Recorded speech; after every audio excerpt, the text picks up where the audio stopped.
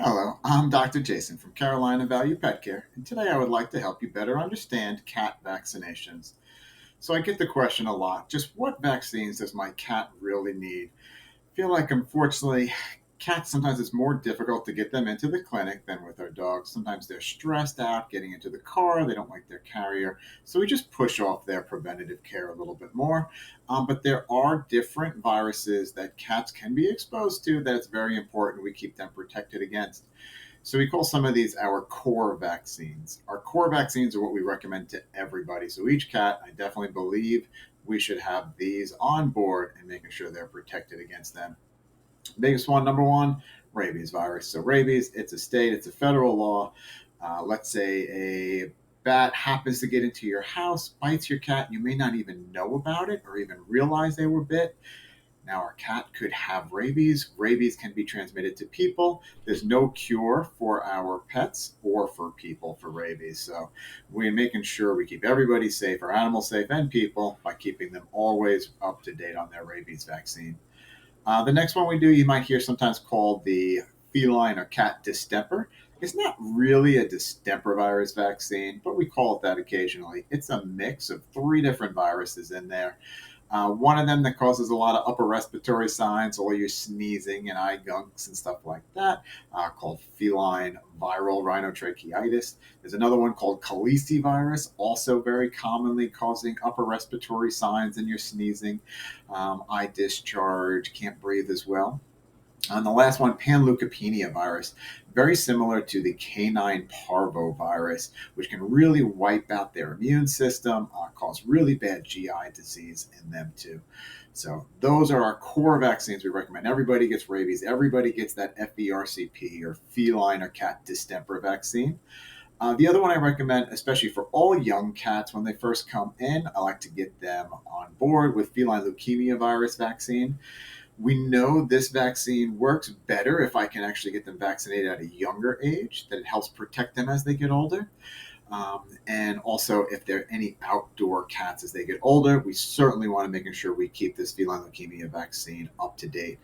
Feline leukemia is a virus that can get spread through the saliva of cats. So, if your cat gets into a little tussle with another one outside, they could transmit it to your cat, and it's going to really do some weird things to your immune system and your white blood cells. So, it's very easy to prevent with this vaccine, but really, we can't cure leukemia. We can help kind of do things to help them along, but there's no real cure treatment for that leukemia virus once it gets into them.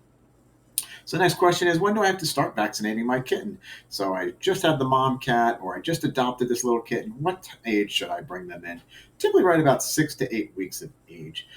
Our kittens get a whole bunch of antibodies and immunity from their mom when they're born and they're suckling some milk. They get these antibodies from mom.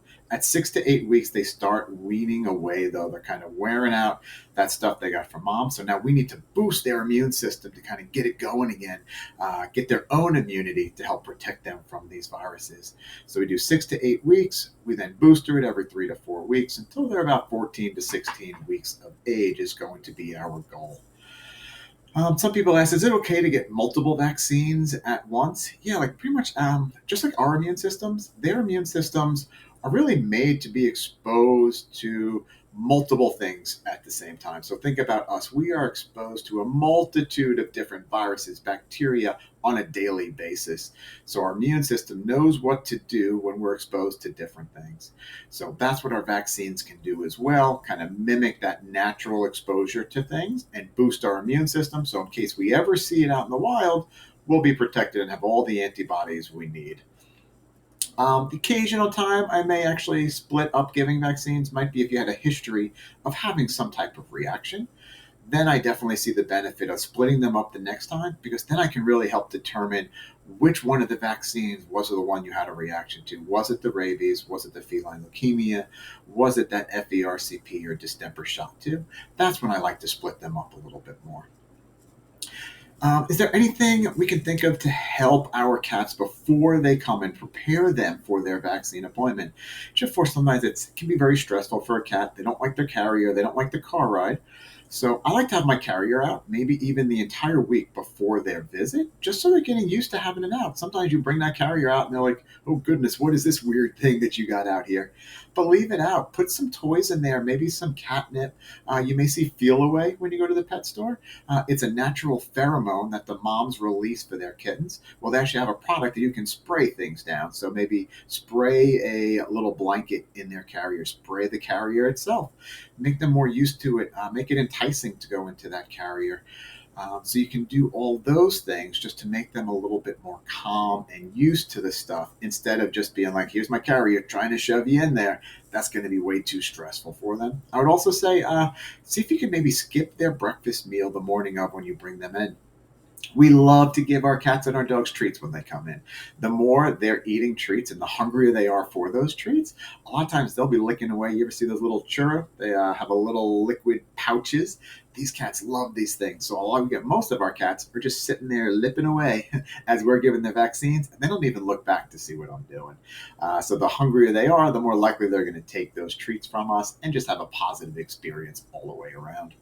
So hopefully that helps explain what to expect for cat vaccinations as you come in. If you have any more questions or you want to take a look at our schedule for upcoming clinics, please take a look at www.carolinavaluepetcare.com. Thank you, everybody.